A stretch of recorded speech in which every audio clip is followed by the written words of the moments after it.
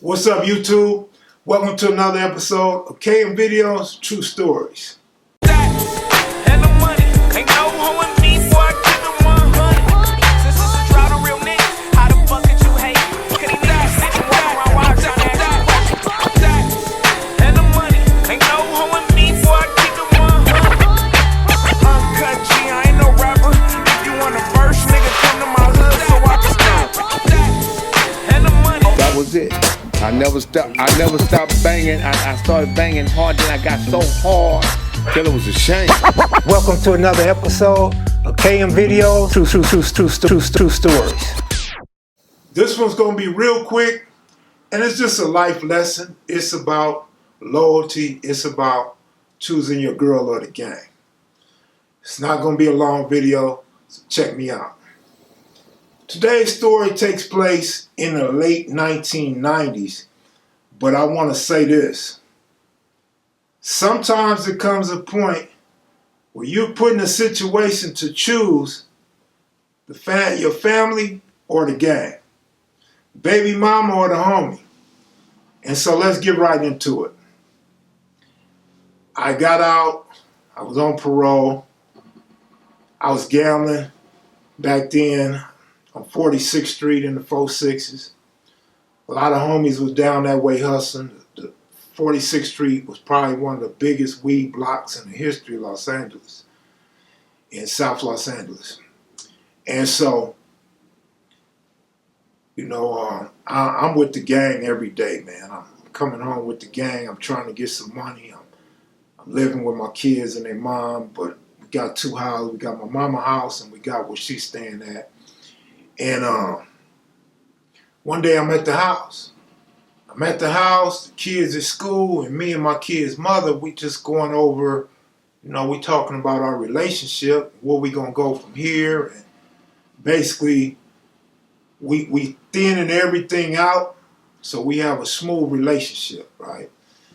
We talking about getting married. And, what she expects of me, she don't want me to be no prison nigga. She don't want me going back to prison. If I go back to prison, she can't do it, this, that, and the other. And so while we sitting at my house, my mama's house, we sitting there peacefully. House is nice and clean and empty, and we sitting in the living room. I hear some speeding cars. I hear some police signs. I go to the door, and what do you know? The homie Crip Crazy, one of the solid individuals from the turf, he's running from the police, and he runs to my porch. He said, "Yeah, man, let me in." The police, "I ain't no problem, nigga. Come on up in here, nigga." Shut the door behind him. My baby mama goes into my room. Crip Crazy he's going wild. He don't know what to do. He's sweating hard. He's breathing hard. And, he got size on him, so he got his chest all up and shit like a nigga with asthma and shit, having an asthma attack. And the homie said, "Cub, what I'm going to do? Well, you could hide out in here." My kid's mother like, "No, hey, get him out of here. Get him out here." So I'm like, damn, we just going over the relationship. Is it going to be me and her? Or am I going to roll with the gang? I'm going to roll with the gang. Period, point blank. There's no question about it. I'll worry about the relationship later. And then I realized she might have a good ass point, because I got an AK-47 and I got 4.5 ounces up in that mug. So we all going to be going to jail. And she ain't got nothing to do with that. So I'm like, damn. I'm like, you know what, Crazy? Cuz I said, you can stay in the house, but look, I got heat up in here. I got dope up in here. Baby mama's tripping. And they gonna get you up out of here eventually. He like, you think so? I'm like, yeah. He like, well, what I'm gonna do? I said, well, what I used to do, I run out the back door. I hit the back gate. You on the other block, you gonna get away. Worst case scenario, hit the fence and then hit the next fence. This nigga Crip Crazy hits the fence going west And the next fence going west. He didn't understand. You have the back gate, not the gate on the side of the house, the back gate. You know, I grew up over there, so we know how that shit go. Crazy didn't. So Crazy goes up a couple blocks. The LAPD helicopter came. They spot him. They gaffle the homie up. They pull the homie out, put him in a police car. And they come back to my house, and they asked me who this dude is. Man, I don't know who he is. They said, look, we know you on parole, and we know this your homeboy. He from 60s, you from 60s. Man, I don't know nothing, man. I don't know what you're talking about. He like, look, man, you're going to get a parole violation. We finna call your parole officer. I'm like, call the parole officer. They got me on the front porch now. They got me on my front steps, handcuffed. Baby mama behind me in the door. You better tell him who he is. You better tell him who he is. Shut up! I'm yelling at her, which I really didn't want to do, but I had to do it. Shut up, I don't know nothing. She like, I'm not going to have this. And your ass go to jail, I'm gone. Well, go on and go. Get your shit and go on and leave now, because they finna take me to jail. I'm going to jail with the homie. And they like, just, all we want is his name. We want to collaborate his name. I don't know that motherfucker's name, man. I ain't never seen that nigga before in my life. They said, we know he just came out this house. He ain't just came out nothing, man. What are you talking about? I'm denying everything, right? So I'm going to jail with the homie. They called my parole officer.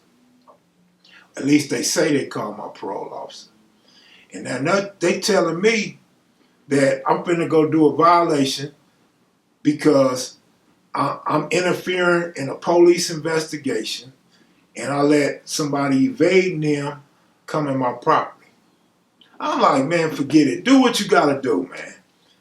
And they lift me up and they point me down the street. They say, do you know him? Hell no, I don't know that nigga, man. I've never seen him before in my life. And they tell me, the homie that already said he know me and I didn't have nothing to do with it. Yeah, okay. As far as I'm concerned, those are police tactics and those are police tricks. And so I don't fall for it, whether he admitted it or not. I don't fall for it. And eventually, they take him off to jail. They unhandcuff me and let me go. Baby mama was chewing me out. You done made your decision. The gang over me. Gang over your family. I'm like, nah. It's just, I wasn't going to tell on my homeboy.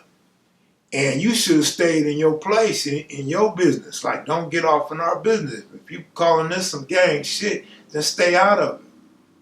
You know, you never got arrested. They didn't come in asking for you. You know what I'm saying? You innocent in this. Sometimes you got to just kick back and let things play out the way they're going to play out. But you trying to get me to tell on the homie and all this old shit. And I didn't do that. So what I'm saying to y'all is, sometimes you will get put in a position to where you have to choose the gang or your girl. This is where loyalty comes in. You know, it's a word that hardly exists anymore. But you had solid individuals back in the day that really believed in that word. Whether we was tricked into thinking it's something to be loyal to or not, loyalty played a big part of our role in the gangbang. And so I choose to ride with my homeboy. It's not that I'm going against my family. You have to look at it the way I see it. I'm not going against my family, but I'm not finna tell. I'm not finna compromise my reputation over a situation to where I'm being forced to pick a side. No, ain't no side in this. I'm not finna tell on the homie. You ain't got nothing to do with this. So sometimes you gotta ride it out, man, and understand, like, you ain't got to be so quick to tell, and you ain't got to fall for police antics to trip you up to tell on your people. If you didn't hear the homie say nothing, you can't believe he said anything. Hey, with that said, I'm out of here, y'all, man. This is today's lesson, man. So go on, click that like button. Leave a comment if you like. And if you're new to the channel, please subscribe. Thank you guys for watching. Salute and peace. I'm out.